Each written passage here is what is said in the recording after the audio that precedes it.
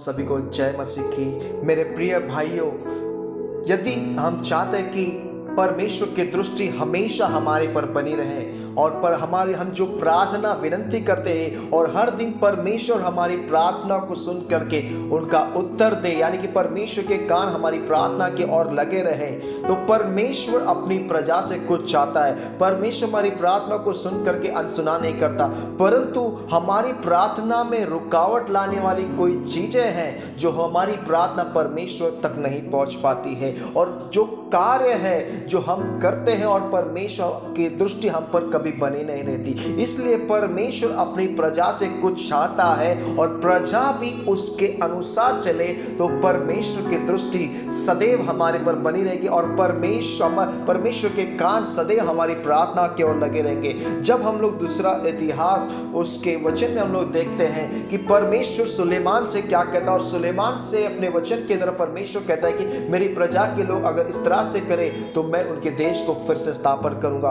तो क्यों ना हम दूसरा इतिहास 7वां अध्याय वचन 14 से लेकर के 15 तक पढ़ते हैं। तब वहां पर परमेश्वर सुलेमान से कहता है, तब यदि मेरी प्रजा के लोग जो मेरे कहलाते हैं दीन होकर प्रार्थना करें और मेरे दर्शन के खोजी होकर अपनी बुरी चाल से फिरे, तो मैं स्वर्ग से सुनकर उनका पाप क्षमा करूंगा और उनके देश को जो का तो कर दूंगा।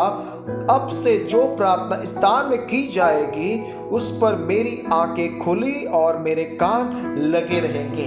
तो मेरे प्रिय, परमेश्वर हमसे क्या चाहता है कि हम दीन होकर के, नम्र होकर के परमेश्वर से प्रार्थना करें। और प्रार्थना यह है कि परमेश्वर ये भी चाहता है कि परमेश्वर के दर्शन का खोजी हो जाए और अपने बुरी चाल से फिर करके अपने पापों की कबूली करके परमेश्वर कहता है कि तब मैं उनके पापों को क्षमा करूंगा और उनके देश को जो का त्यों कर दूंगा। अगर हम अपने विश्वास से जीवन में नीचे जा चुके हैं, नीचे स्तर पर जा चुके हैं, तो परमेश्वर आपसे आग्रह करता है, विनती करता है कि मैं फिर से उसे स्थापन करूंगा, फिर से इस्तेमाल करूंगा, फिर से उसे उठाऊंगा और चलाऊंगा और परमेश्वर की महिमा में लेकर चलूंगा। और बाइबल कहती है कि अब से जो प्रार्थना यहां पर की जाएगी, मेरी आंखें सदैव खुली रहेगी और मेरे कान उसकी प्रार्थनाओं की ओर रहेंगे। तो मेरे प्रियो, आज हम परमेश्वर के खोजी बन जाए, परमेश्वर को पूरे हृदय से हम प्रसन्न करें और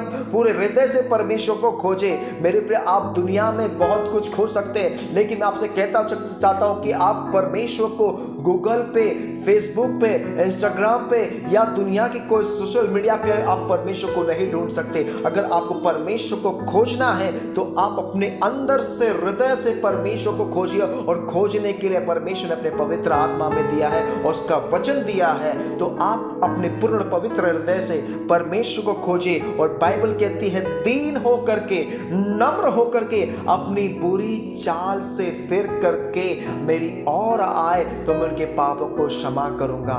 परमेश्वर आज भी हमें क्षमा करने के लिए तैयार है। लोग हमें स्वीकारे या न स्वीकारे, लोग हमें पसंद करते हैं या नहीं करते हैं, कोई फर्क नहीं पड़ता, लेकिन एक व्यक्ति जो आपको पसंद करता है उसका नाम परमेश्वर है। इसलिए वो अपनी प्रजा से चाहता है कि मेरी प्रजा के लोग दीन हो जाए, नम्र हो जाए, तो उनके मैं पापों को क्षमा करूंगा, और अपनी बुरी चाल से फिरे तो मैं उनको फिर से स्थापन करूंगा और मेरी आंखें सदैव उनके पर खुली रहेगी, मेरे कान सदैव उनके ऊपर लगे रहेंगे। तो मेरे प्रियो, आज आपके पास समय है, आज आपके पास दिन है कि हम परमेश्वर को अपने जीवन में खोजें, क्योंकि परमेश्वर ने अपना मंदिर हमें बनाया, क्योंकि उसने कहा कि तुम मेरा मंदिर हो और मैं तुम्हारे अंदर निवास करता हूं। तो क्यों ना हम, जैसे सुलेमान से परमेश्वर ने कहा, हम परमेश्वर के लोग हैं, हम परमेश्वर की प्रजा है और हम परमेश्वर को पूरे हृदय, प्राण, आत्मा से खोजें। प्रभु आप सबको आशीष दे और आपके विश्वासी जीवन को आशीष दे, और परमेश्वर आपको फिर से आपके विश्वासी जीवन में स्थापन करे और आपकी प्रार्थना का उत्तर हर दिन परमेश्वर आपको देता रहे और परमेश्वर की दृष्टि